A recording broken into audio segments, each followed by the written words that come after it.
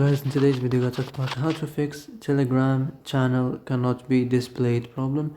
So the answer is easy. Just go to the settings and then scroll down to the apps section and then go to the search and search Telegram and then go to the storage, and here you will find this clear cache option. Click on it. Now you can go check it if it worked, and if it didn't you can try to restart your phone or turn the Wi-Fi off and on or the Bluetooth off and on. Also you can try to clear data. Just be careful. If you clear data, all the Telegram's data will be deleted. This includes all files, the settings, the accounts, the databases, etc. So be careful if you want to clear your data.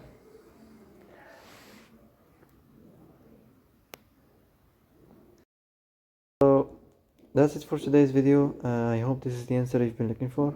If you like this video, don't forget to like and subscribe, and see you in the next video.